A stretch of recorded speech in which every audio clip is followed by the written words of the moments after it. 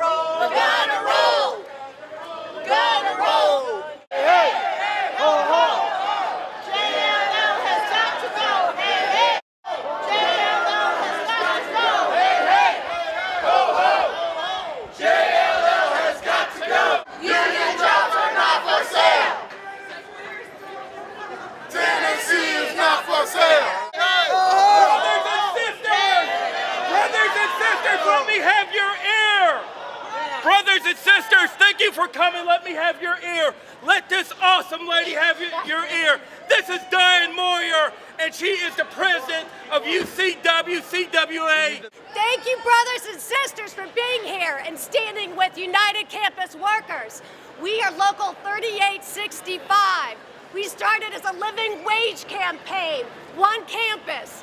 We have now spread throughout Tennessee, representing higher education, faculty, and staff. We have no dues checkoff. We have no collective bargaining. When we started from a small group, we are now over 1,700 strong across the state of Tennessee. That's right. They have tried to keep us down. They have tried to keep us from growing strong. But we have fought them because we are CWA strong. Haslam has tried to outsource public sector jobs, thousands of them, to this company, JLL. You are standing here to fight the outsourcing of good jobs because it's starting in Tennessee and other places and it's going to spread. So we're stopping in Tennessee so it won't come to you.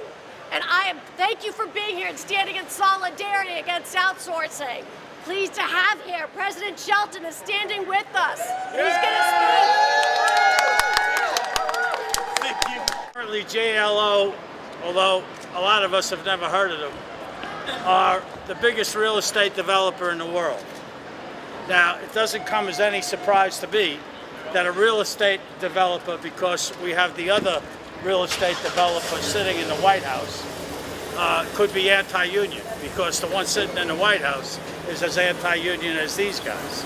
Now, I understand that their headquarters is in England. Is that true? Chicago.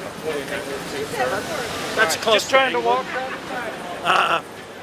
You know, what they're trying to do here is destroy good union jobs in the state of Tennessee. But Tennessee is just the next one on the list. After that, it'll be states all over the United States. We have to stop them. We have to stop them in Tennessee so that they can't do this all over the United States. We're not going to let them do this all over the United States. And we need help to get this done. When these dirty bastards come to your state, we have to know so that we can stop them, because if it keeps going, they're going to go from state to state to state. That's their plan. We have to interrupt their plan and make sure it doesn't happen. So every one of you, thank you for being here, and this fight is just starting. We're so proud of our United Campus Workers for thinking big, for launching this campaign. As Chris said, it doesn't stop in Tennessee unless we stop it in Tennessee. So when our public workers are under attack, what do we do? Stand up, fight back! What do we do? Stand up, fight back! What do we do? Stand up, fight back! I'm Diana Moyer. I'm president of United Campus Workers, UCW-CWA Local 3865. And we're standing here outside of the JLL building. Our governor in Tennessee is trying to outsource thousands of public facility services jobs to this multinational company. They want to take good jobs and turn them into low-paying jobs without security. And who's behind this? Politicians paid off?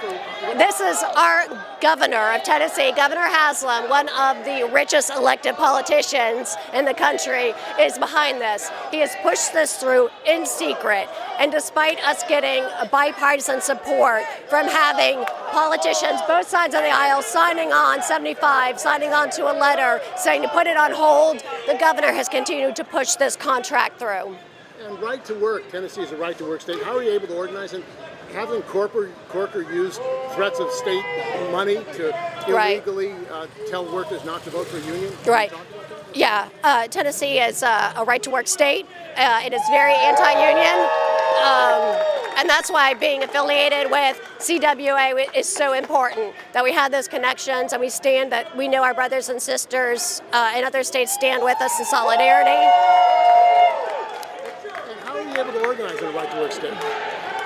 We organize, we can't, we have a vision that people are on board with. We help people, we stand for social and economic justice. So we can't promise people a contract, but they know that things are only going to get worse unless they stand together. You have to have a labor movement, and people, even though they know they don't have a contract, they stand with us. Well, they're trying to push right to work all over the country. If they are successful, what would happen to the labor movement, in your opinion?